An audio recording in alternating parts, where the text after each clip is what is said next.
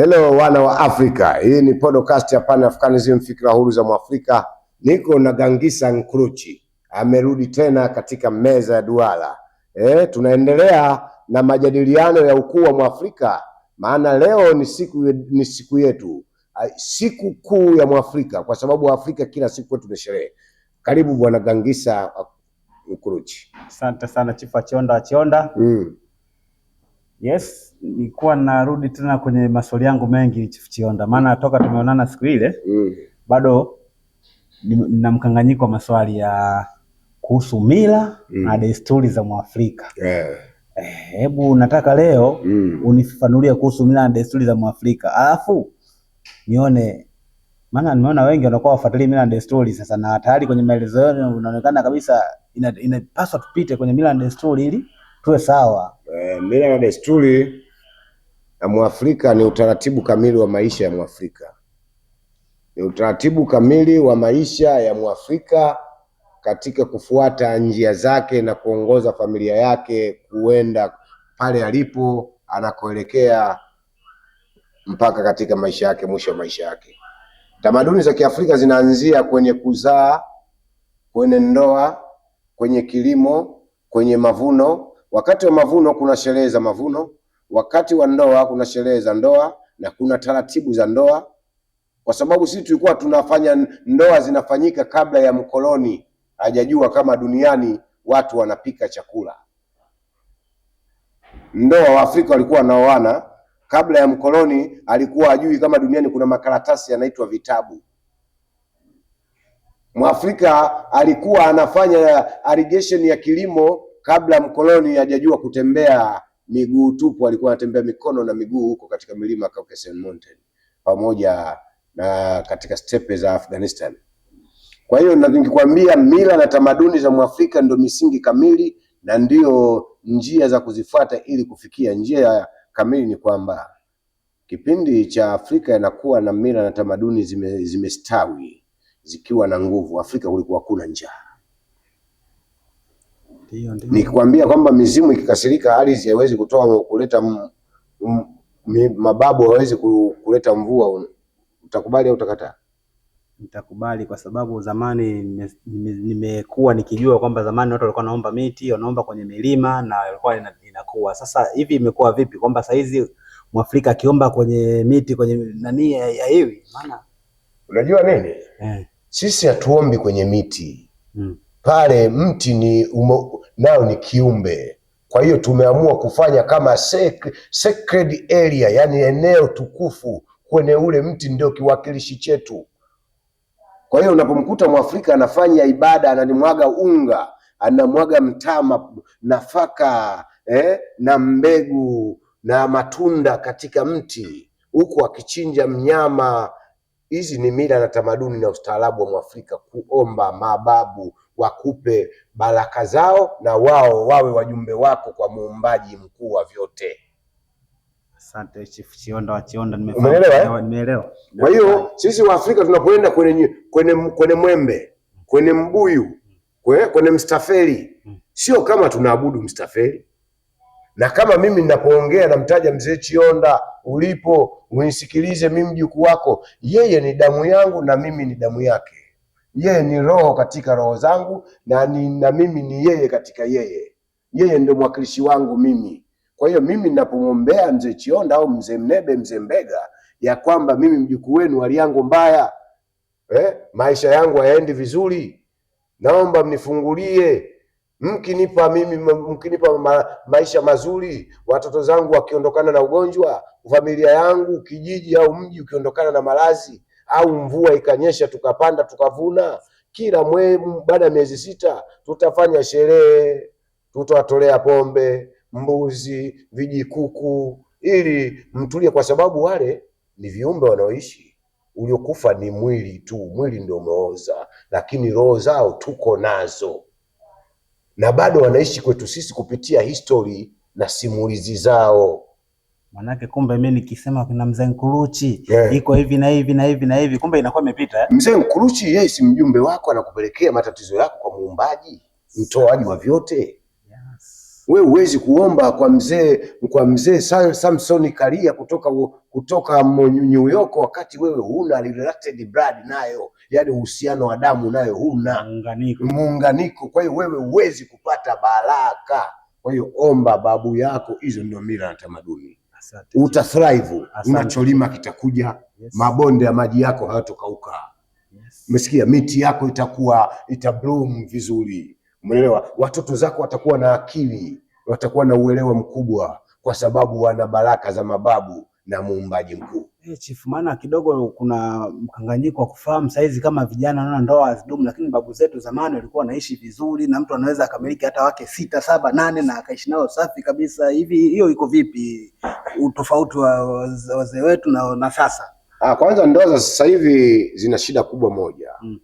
Wanawake wanadai uhuru. Toka mkutano wa Beijing ulioitishwa kule wa wanawake, mkutano ule umekwenda kuharibu wanawake. Wanawake wameambiwa na wanaume ni 50 kwa 50. Lakini kimaumbile na asili ya dunia na mapokeo ya Waafrika, mwanamke na mwanamume wako sawa, lakini kila mmoja na majukumu yake.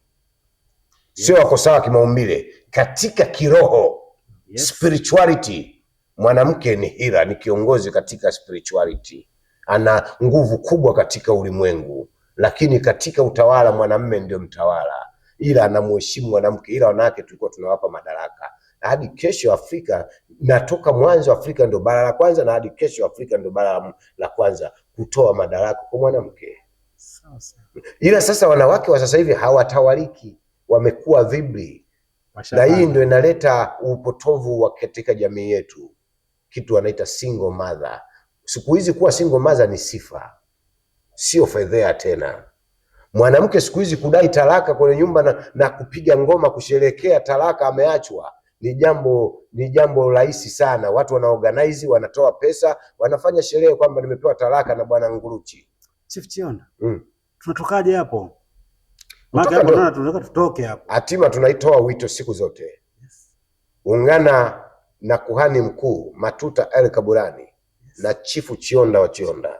Safari yetu unaiona, ukiiona kwa macho, kwa jicho la nyama huwezi kuelewa safari yetu. Lakini safari yetu mpaka uwe na third eyes, pioneer gland, ikupeleke katika melanin zako. Umeelewa? Yes. Ukitoka katika melanin unakwenda kuangalia genetic zako full zinakupeleka wapi. Ukiwa na full genetic ambazo hazina msogoano, hazina mawaa, wewe utarudi nyumbani, kwa sababu tunachokiongea ni kitu cha kweli ambacho hakuna mtu mwenye usubutu wa kuja kukaa mezani na kupinga. Asante Chief Chionda. Tunachokiongea, yes, tuna uhakika 1,000,000. Hakuna kidume wowote kasoma Harvard, asome Oxford, kasoma sijui Yale Timbuktu, sijui wanaita nani Al-Azhar Misri, hakuna anaweza kuja kukaa meza hii. Hatakuwa hana fakti. Sisi tunaongea kwa fakti, hatuongee kwa systematic believing. No, we are not believing. Sisi hatuendi kwa kuamini. Sisi tunaenda kwa kujua. Chief Chionda wa Chionda. Kuna swali nitaje kuuliza kidogo pale. Ulivyoniambia kwamba kama waombi mababu, kuna vitu vingi unakuwa umeshajiseparate nao. Manake nataka kuuliza sasa, wewe uombi mababu, unafuata mila na tamaduni za kigeni, za kizungu nizungumzie. Wewe utafanikiwa? Unaweza ukafanikiwa kwa propaganda za magharibi, za mabwana wa ukoloni, lakini ukawa na laana ambayo kwako katika mwili wako huwezi kuitatua. Unasikia kuna wasomi hawana mtoto hata mmoja hadi leo, na mke anayo. Ndio. Umesikia? Hii laana ya babu. Umesikia? Yes. Na kuna tajiri pesa zake hana laanazo. Hii ni laana nani? Ni laana ya kumkataa babu. Kwa sababu babu yako unamuita shetani. Yeye unajua anakasirika.